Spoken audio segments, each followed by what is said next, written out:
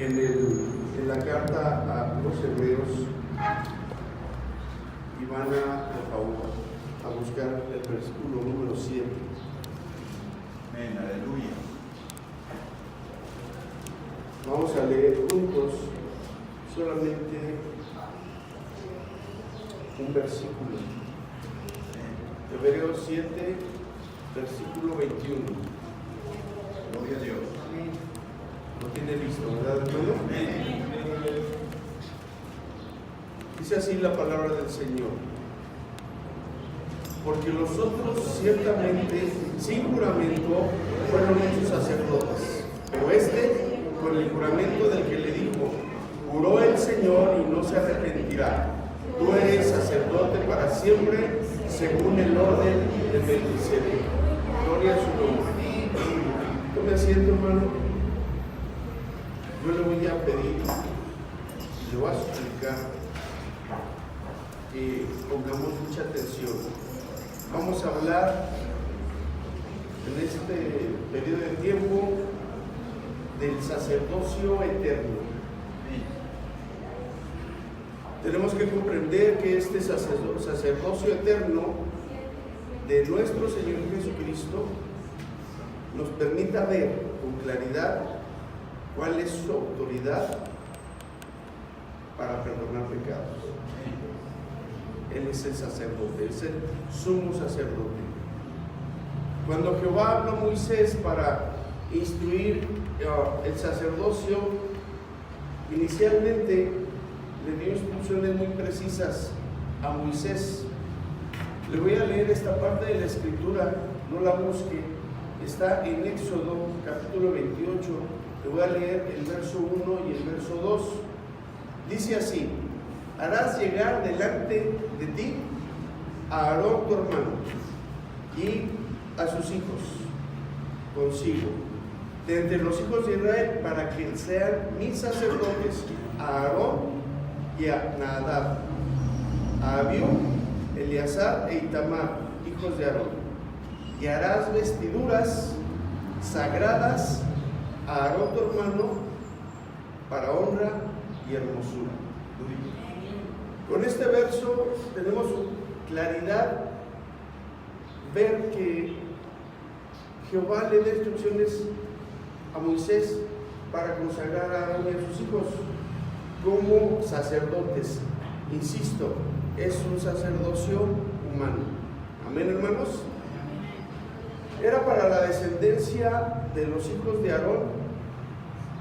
En este proceso solamente había una instrucción, un mandato de parte de Jehová, pero estos sacerdotes fueron sacerdotes sin juramento, solamente por mandato. Amén, hermanos.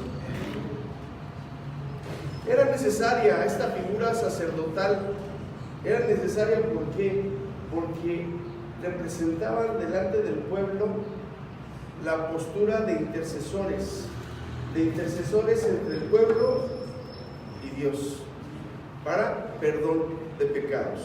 Esa era la necesidad que se requería, esa intercesión. Evidentemente esa intercesión requería de sacrificios. Estos sacrificios tendrían que ser de animales. Estamos hablando de toros, becerros, corderos, incluyendo también cabras y palominos.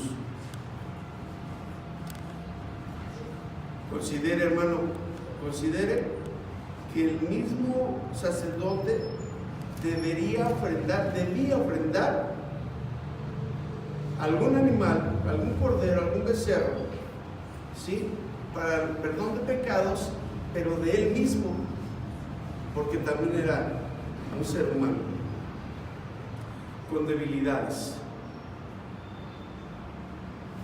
y así poder interceder. De otra manera no iba a poder hacerlo.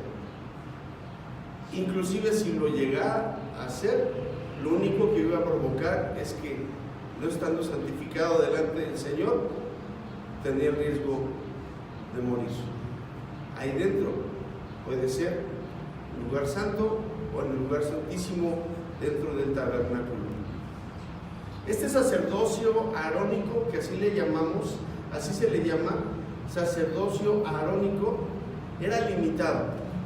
Estaba limitado ya que se terminaba cada vez que el sacerdote moría. Se terminaba ese sacerdocio y reiniciaba con otra persona, con otro personaje de la descendencia de Aarón. Entonces era limitado, era débil, era imperfecto. El sacerdocio humano, el sacerdocio arónico. Porque el ejercicio de las funciones sacerdotales tiene orígenes muy antiguos. Usted lo sabe, lo hemos conversado en diferentes ocasiones. El primer sacerdote definitivamente lo podemos considerar, aunque no lo describe literalmente la Biblia, lo sabemos, porque esas funciones sacerdotales las hacía Adán. Y después de Adán, todos los que eran padres de familia y conocían a Dios, hacían esas funciones sacerdotales hasta la fecha. Sin embargo, sí había una definición muy clara de parte de Jehová al instituir el sacerdocio humano para Aarón, sus hijos y sus descendientes. Nadie podía proclamarse sacerdote de Dios por sí mismo, tenía que ser bajo ese mandato. Amén, hermanos.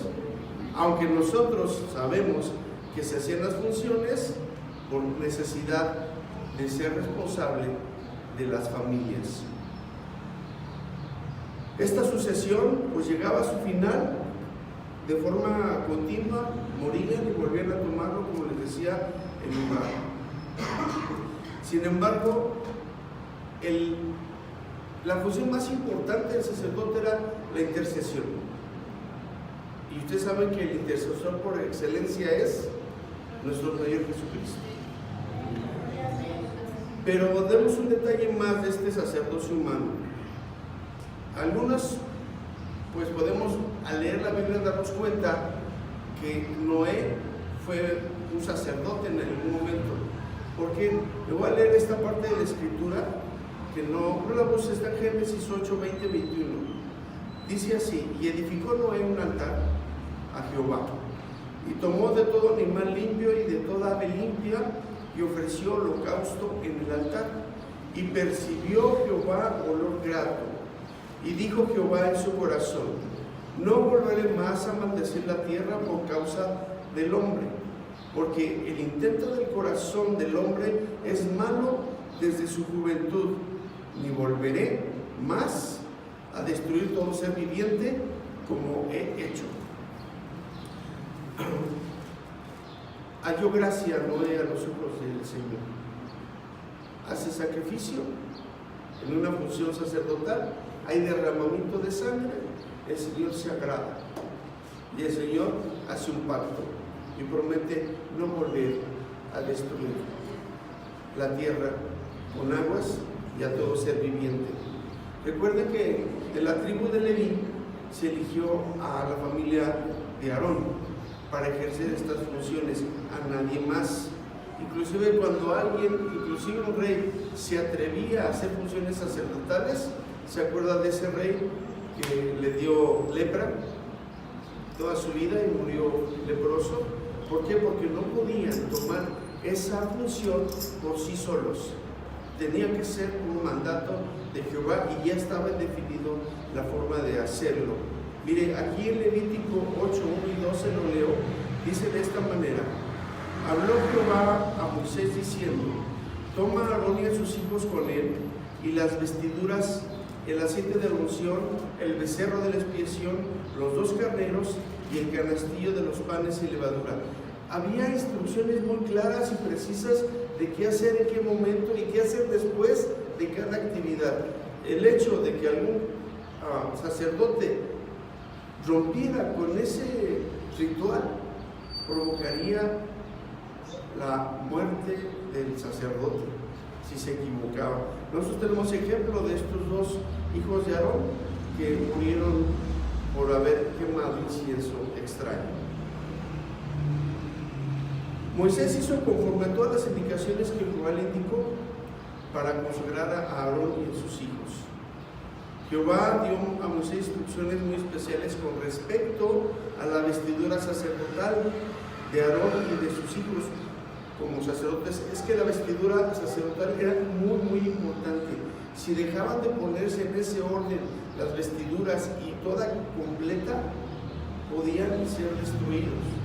Y le dice aquí en Éxodo 28:43, y estarán sobre Aarón y sobre sus hijos cuando entren en el tabernáculo de reunión. Tienen que ir con esas vestiduras, no de otra manera vestidos, o cuando se acerquen al altar para servir en el santuario, para que no lleven pecado y mueran. Es estatuto perpetuo para él y para su descendencia después de él. Le leo este último verso de Éxodo 29:29 y dice: y las vestiduras santas que son de Aarón serán de sus hijos después de él. Las mismas vestiduras de Aarón iban a pasar de generación en generación, para ser ungidos en ellas y para ser en ellas consagrados los siguientes sucesores. Bueno, usted ya con este breve descripción ya sabe todo lo que tenía que ser el sacerdocio arónico. Y bueno, pues nomás le doy un dato. Este sacerdocio arónico pues era temporal y era imperfecto. Era imperfecto y temporal por la misma debilidad de los hombres. Y debido a esa condición humana, pues no podía alcanzar perfección. ¿Cuántos sacerdotes fueron los que ministraron durante todo este tiempo? Fueron 83 sacerdotes, sumos sacerdotes, desde Aarón hasta la destrucción de Jerusalén en el año 70 después de Cristo, el cual fueron transmitidos de generación a generación. 83 sumos sacerdotes en una condición de imperfección debido a la condición humana. Pero ¿para qué le platico todo esto? ¿Para qué le transmito todo esto que usted ya sabe? Es importante porque antes de establecerse formalmente y por mandato de Dios el sacerdocio arónico, hay un sacerdocio todavía más importante, el de Melquisedec. El de Melquisedec. Déjenme comentarle de este sacerdocio. Melquisedec era un rey de Salem. Déjeme decirle que era un rey, un ser humano normal como usted y como yo, ¿sí? Pero Salem, o rey de Salem, quiere decir rey de justicia, también quiere decir rey de paz. Le leo lo que dice. Usted ya puede abrir la carta a los Hebreos para que lo vaya viendo ahí rápido. Le voy a mencionar varios versículos de Hebreos, lo va a encontrar cada vez que se lo mencione. Me lea conmigo usted con la vista Hebreos 7:3. Melquisedec, rey de Salem, rey de paz, rey de justicia. Dice Hebreos 7:3: sin padre, sin madre, sin genealogía, que ni tiene principio de días ni fin de vida, sino hecho semejante al Hijo de Dios, permanece sacerdote para siempre. A ver, tenemos que aclarar esto, porque Melquisedec, como una figura de sacerdocio, permanece para siempre. No que Melquisedec fuese inmortal como ser humano. ¿Sí me sigue? O sea, Melquisedec, elegido por el Señor, por supuesto, como ser humano y rey, él seguramente un hombre justo, comparable tal vez a Enoc, comparable tal vez a Abraham, comparable a algún justo de toda la historia de los que hemos conocido. Bueno, el Señor lo eligió como sumo sacerdote, así como eligió a Abraham como el padre de la fe, así como Enoc lo eligió como caminó con él, dice la Biblia, ¿no?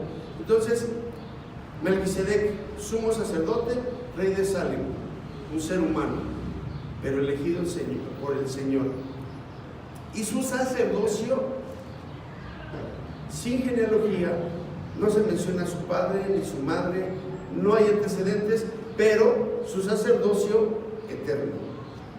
Amén, hermanos. No la persona, sino la figura del sacerdocio.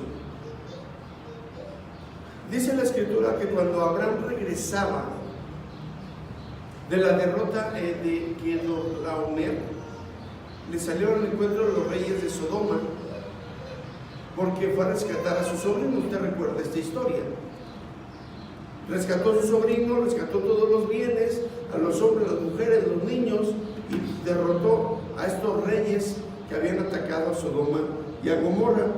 Y salieron al encuentro de Abraham precisamente los reyes de Sodoma en el valle de Sabe, que es el valle del rey. Y le salió al encuentro el rey de Salem, el rey Melquisedec. Le salió al encuentro también. Y recuerde que dice la Escritura que el rey de Salem le dijo que el sacerdote de Dios Altísimo le ofreció a Abraham pan y vino.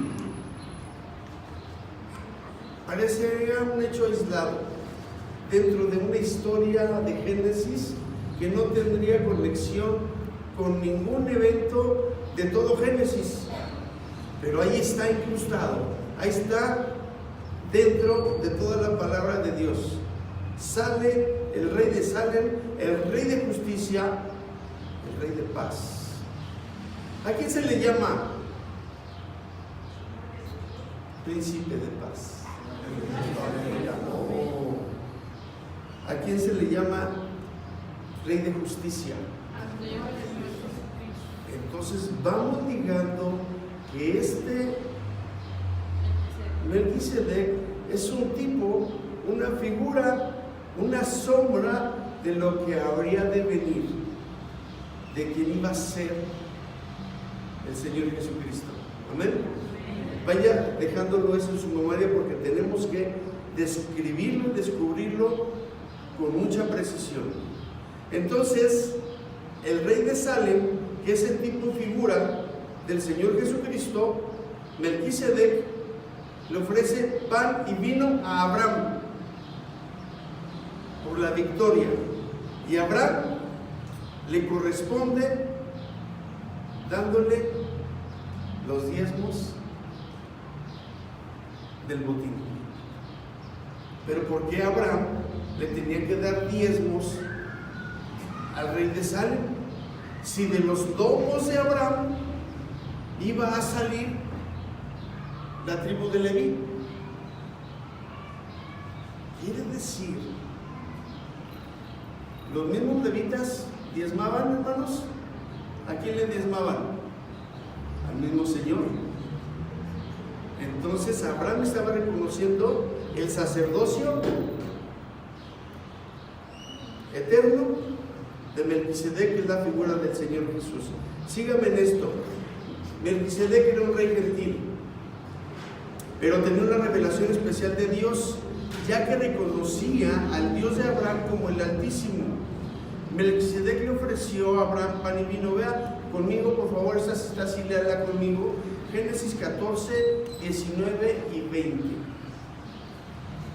A lo mejor este libro lo encuentra rápido. Génesis 14, 19 y 20. ¿Lo tiene a la vista, hermano? Le escucho para poder leer. Gloria a Dios.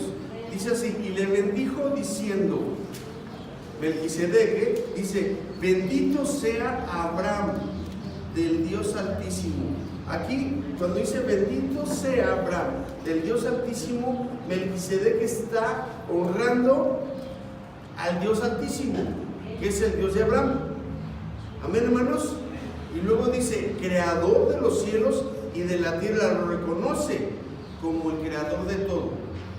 Y luego dice, y bendito sea el Dios Altísimo. Dice, no solamente bendigo a quien tú crees, sino yo también creo en él como el Dios Altísimo.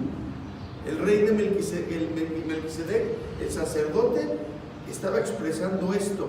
Y luego dice que entregó tus enemigos en tu mano, y la lectura continua dice, y le dio a Abraham los diezmos de todo. Así queda este versículo. Déjeme seguir. ¿Cuál es la autoridad de Melquisedec como sacerdote de Dios? ¿Cuál es la autoridad?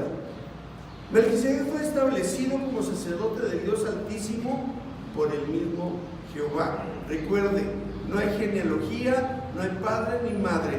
El Señor lo determinó que él fuese su sacerdote, su sumo sacerdote. Fue llamado por Dios para servirle. Aún antes, recuerde que esto es antes de establecer el sacerdocio arónico. Ahí queda incrustado como parte de una historia que no vemos dónde se liga en todo Génesis. Y de hecho es difícil ligarlo porque todas son inferencias. Luego, recuerde que el pacto arónico lo llamamos nosotros antiguo pacto. ¿Cuál es el antiguo pacto? El antiguo pacto es el ofrecer sacrificios a Jehová de sangre, que son todos estos animales que le listaba para perdón de pecados, porque sin sangre no había remisión de pecados. Ese es el pacto antiguo, así se le llama. ¿Por qué antiguo? Porque hay un nuevo pacto. ¿Ven? Por eso se le llama pacto antiguo. Entonces todos estos hombres eran nacidos de la tribu de Leví, específicamente de la casa de Aarón, que hacían esta labor. Miren, tenemos que estar muy conscientes de algo, porque hay muchas historias, muchos que se atreven a dar sus opiniones personales, algunos sin análisis bíblicos, otros porque los ponen, pero debemos saber que Melquisedec no era Dios y no era un espíritu, era un hombre, era un gentil, era un rey, ¿sí? Elegido por Dios, sí, un siervo de Dios que poseía un gran ministerio sin duda, que no tenía genealogía y no tiene principio ni fin, su sacerdocio, no la persona, y además semejante al Hijo de Dios. Era una figura semejante a Cristo. Era la sombra, como explicaba yo, de lo que habría de venir y que nos sería revelado. Todo esto nos sería revelado en el nuevo pacto. Le voy a leer el Salmo 110, el verso 1, que de esto pues, estuvimos el día martes y nos llenamos de esta palabra cuando dice: Jehová dijo a mi Señor, siéntate a mi diestra hasta que ponga a tus enemigos por estrado de tus pies. Que era la controversia que había con los fariseos, ¿se recuerda? Y luego volvemos a poner nuestra vista en el Salmo 101, pero ahora en el verso 4. Por favor, hermano, lea conmigo y dice así: juró Jehová y no se arrepentirá. Tú eres sacerdote para siempre, según el orden de Melquisedec. Entonces empieza a revelarse ahí, bueno, ¿qué tiene que ver Melquisedec con el nuevo pacto? ¿Qué tiene que ver? La Escritura nos enseña muchas cosas, porque al cambiar de sacerdocio es necesario que cambie la ley. Esto es interesante, muy interesante. ¿Por qué? Porque ¿en qué momento sucede este cambio de sacerdote, de sumo sacerdote, cambio de ley, cambio de todo? ¿En qué momento, no?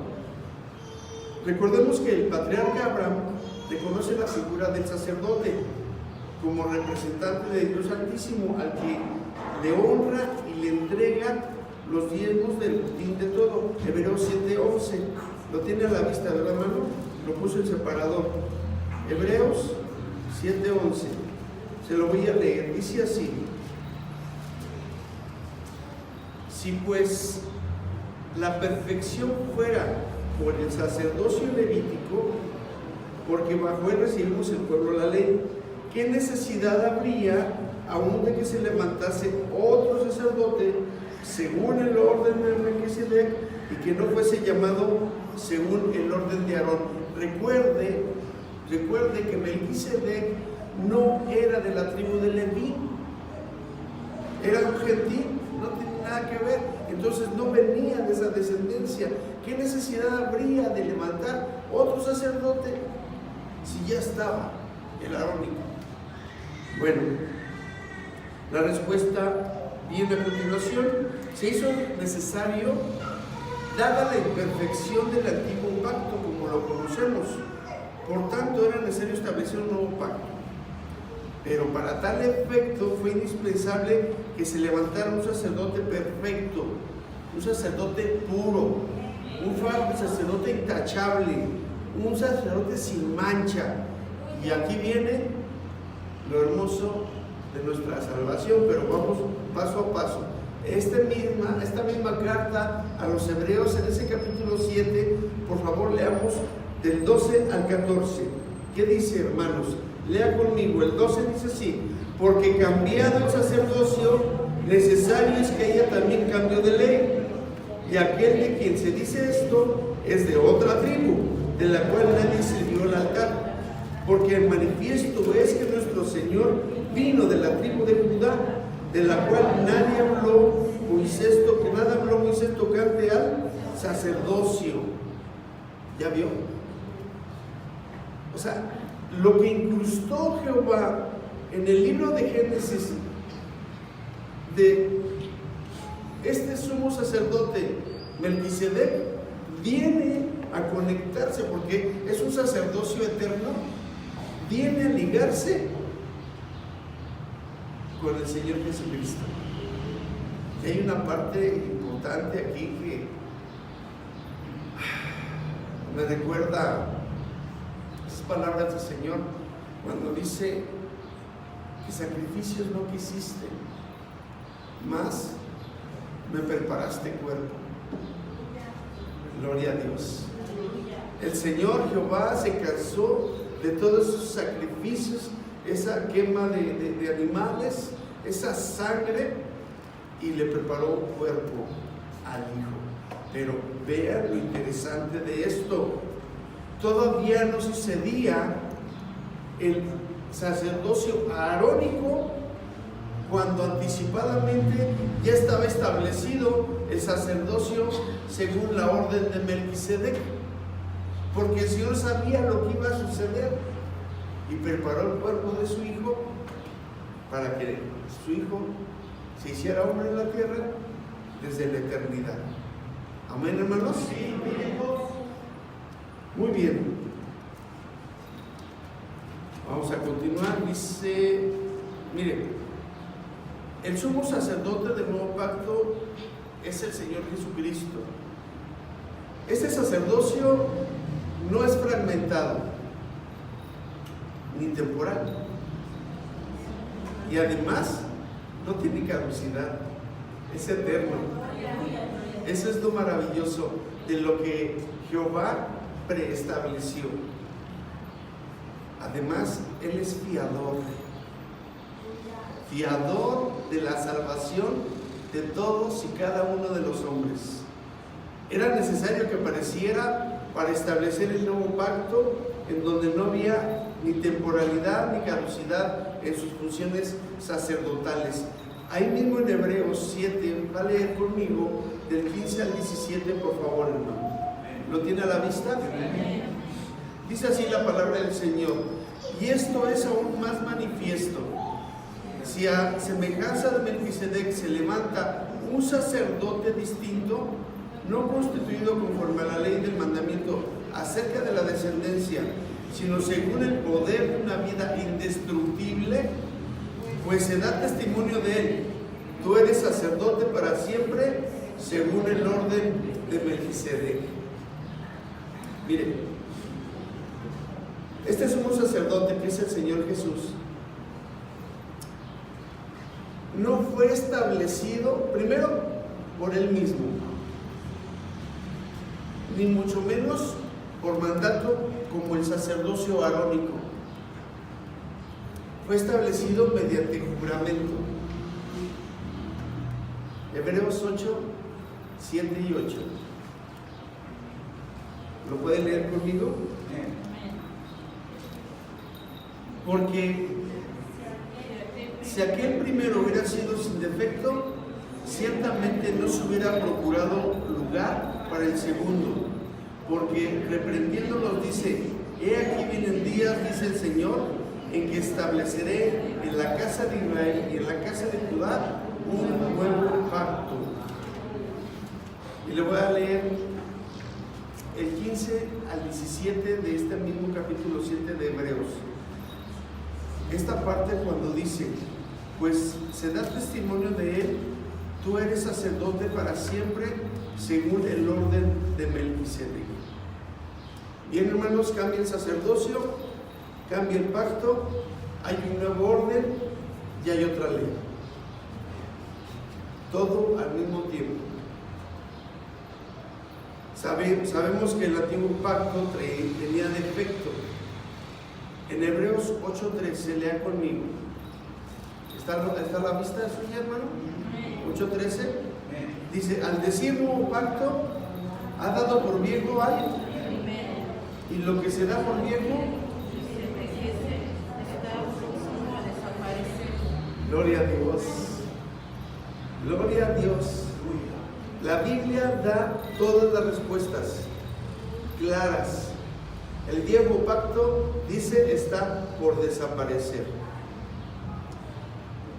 Hebreos 8, del 10 al 12, se lo leo. Dice así: por lo cual, este es el pacto que haré con la casa de Israel. Después de aquellos días, dice el Señor, pondré mis leyes en la mente. ¿Cómo dice? Luego, y sobre su corazón las escribiré, y seré ellos por Dios, y ellos me serán a mí por pueblo. Y ninguno enseñará a su prójimo, dice la palabra, ni ninguno a su hermano, diciendo: conoce al Señor, porque todos me conocerán, desde el menor hasta el mayor de ellos. Y esa palabra hoy día se cumple, hermano, porque el Señor se da a conocer a nosotros de una forma clara. Amén, hermanos. Gracias a Dios, la salvación del hombre ya no es bajo el antiguo pacto, donde se tenían que sacrificar ofrendas a manos del sacerdote para perdonar los pecados de los ofensores, por supuesto, además de que estos sacrificios no podían perdonar del todo los pecados del hombre. Sin embargo, ahora el nuevo pacto, el sacrificio perfecto, el cordero sacrificado, fue el Señor Jesucristo. Él fue el cordero perfecto. Él tenía la autoridad para poner su vida como sacrificio, y también tenía el poder para volverla a tomar. Gloria a Dios. Y de hecho lo vamos a recordar el día domingo. Así, de esa manera se establece el nuevo pacto. Primero de Corintios, se lo leo, hermanos, el capítulo 11, 24 y 25. Estos dos versos describen este nuevo pacto de esta manera: y habiendo dado gracias, lo partió y dijo: tomad, comed, esto es mi cuerpo, que por vosotros es partido, haced esto en memoria de mí. Asimismo tomó también la copa después de haber cenado, diciendo: esta copa es el nuevo pacto en mi sangre. Haced esto todas las veces que lo bebiereis en memoria de mí. Hay más todavía, hay cosas muy interesantes. Si ligamos esto, cuando el sacerdote Melquisedec sale al encuentro de Abraham, ¿qué le ofreció? ¿Qué le ofreció Melquisedec a Abraham? Pan y vino. Y Abraham reconociéndolo como su sacerdote, sumo sacerdote, le entrega los diezmos. Eso dice la Escritura. ¿Amén, hermanos? Entonces ya no estamos bajo el viejo pacto, sino bajo el pacto según el orden de Melquisedec. Miren, ciertamente el sacerdocio bajo el orden de Melquisedec fue hecho por juramento, y es un sacerdocio perfecto y es un sacerdocio eterno. Queda abrogado el mandamiento anterior a causa de su ineficiencia y a causa de su falibilidad, a causa de su debilidad, a causa de su imperfección. Esto lo dice la carta a los Hebreos, capítulo 7, 21 y 22. Por favor, léalo conmigo, porque eso es palabra de Dios. Hebreos 7, 21 y 22. Porque los otros, ciertamente, sin juramento, los otros sacerdocios, el arónico, porque los otros, ciertamente, sin juramento, fueron hechos sacerdotes, pero este, con el juramento del que le dijo, juró el Señor, y no se arrepentirá, tú eres sacerdote para siempre, según el orden de Melquisedec. Por tanto, Jesús es hecho fiador de un mejor pacto. Gloria a su nombre. Continúo con la Escritura cuando dice en mismo Hebreos 8, 1 y 2. Dice así: ahora bien, el punto principal de lo que venimos diciendo es que tenemos tal sumo sacerdote, el cual se sentó a la diestra del trono de la majestad en los cielos, ministro del santuario y de aquel verdadero tabernáculo que levantó el Señor y no el hombre. Por eso es santo, por eso es perfecto, por eso es eterno, porque está sentado a la diestra del Padre. Lea el verso 6 conmigo. Dice: pero ahora, tanto mejor ministerio es el suyo, cuanto es mediador de un mejor pacto, establecido sobre mejores promesas.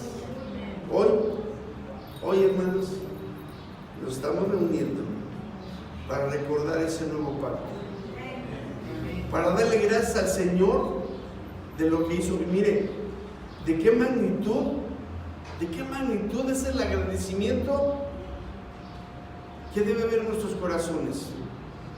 Abra su Biblia para terminar. Vamos a leer dos citas más. Lucas 22, por favor, hermano.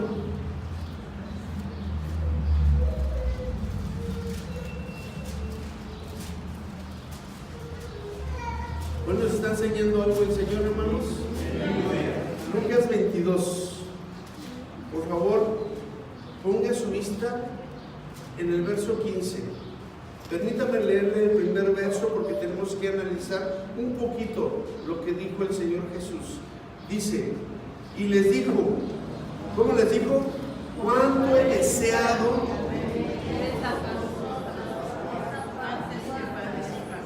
A ver, hermanos, analicemos un poco más. Cuando usted está en ese lugar privado y secreto, ahí en su concentración, meditando la palabra, ¿qué le dice? ¿Cuánto he deseado comer esta Pascua con vosotros antes que padezca? El Señor ya tenía 33 años, por lo menos 30 años más de comer la Pascua antes de esto consciente. ¿Sí me sigue, hermano? O sea, ya había comido la Pascua años anteriores, ¿sí o no? Amén, hermanos. Pero aquí dice y declara: cuánto he deseado. Y los otros años no lo deseó igual. Había una diferencia. Había una diferencia grande, enorme, del tamaño del cambio de ley. Porque en esa Pascua iba a ejercerse el nuevo pacto. Porque en esa Pascua iba a tomar el lugar del sacrificio. cuánto he deseado comer esta Pascua con vosotros antes que padezca. Era jueves, iba a padecer el viernes.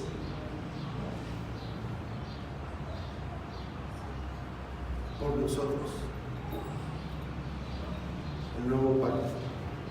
Le continúo leyendo Lucas, dice: porque os digo que no la comeré más hasta que se cumpla en el reino de Dios. ¿Usted va a compartir la Pascua con el Señor, hermano? Esta celebración la vamos a repetir año tras año, toda la eternidad, hermanos. La va a compartir con el Señor. Y habiendo tomado la copa, dio gracias y dijo: tomad esto y repartidlo entre vosotros, porque os digo que no beberé más del fruto de la vid hasta que el reino de Dios venga. Y tomó el pan y dio gracias y lo partió y les dio diciendo: esto es mi cuerpo. Como cuando Melquisedec, ese sacerdote escogido por el Señor, le entregó pan y vino a Abraham. ¿Ya vio la liga? El pacto, según el orden del Melquisedec, se estaba cumpliendo aquí, y aquí hay continuidad de ese sacerdocio eterno.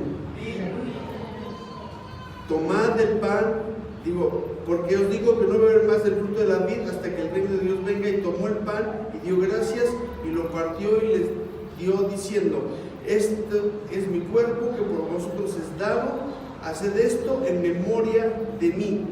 De igual manera, después que hubo cenado, tomó la copa diciendo: esta copa es el nuevo pacto en mi sangre, que por vosotros se derrama, cuerpo partido y la sangre derramada del Cordero de Dios por nosotros.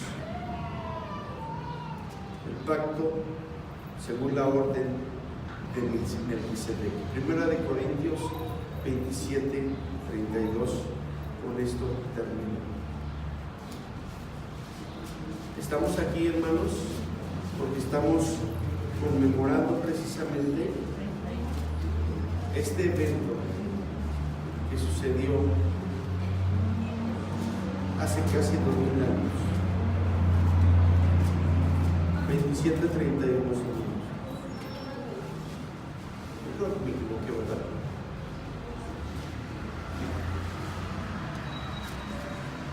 Vamos a tomar nosotros la mesa del Señor. Y dice la Escritura, si alguien me ayuda con el texto, que nos examinemos a nosotros mismos. Que tomemos un momento. 11:27. Tomemos un momento nosotros. Porque dice que de manera que cualquiera que comiera este pan o bebiera esta copa del Señor indignamente será culpado del cuerpo y de la sangre del Señor. Por tanto, pruébese cada uno a sí mismo y coma así del pan y beba de la copa. Porque el que come y bebe indignamente, sin discernir el cuerpo del Señor, juicio come y bebe para sí. Y yo los invito, hermanos, que en esta tarde vamos a recibir esta palabra hermosa de parte del siervo del Señor, nuestro hermano Jaime Zamorano, que está bien atento a la predicación del día de hoy. Le doy gloria al Señor que está con nosotros. Y seamos prudentes antes de tomar el pan y el vino, que sabemos que no es vino.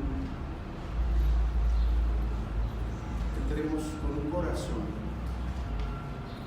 verdaderamente arrepentido, sincero, delante del Señor, haciendo digno el evento, porque el Señor es bueno, Él nos ama, pero quiere que nosotros hagamos esta parte de contrición y no le ofendamos. Amén, hermanos. Si pues, dice la escritura en el 31, si pues nos examinásemos a nosotros mismos, no seríamos juzgados, mas siendo juzgados, somos castigados por el Señor, para que no seamos condenados en el mundo. Así que, hermanos míos, cuando reunirse a comer, esperamos unos a otros y lo hagamos en orden y en el amor del Señor. Incline su rostro para recibir al siervo del Señor. En este lugar oremos y demos gracias, Señor. Te damos gracias, Señor, porque nos has dado más luz en tu palabra, más transparencia en el conocimiento de este nuevo pacto. Te bendecimos, Señor, tu iglesia, cada varón, cada mujer, cada familia. Te damos gracias, Padre, porque tú estás con nosotros.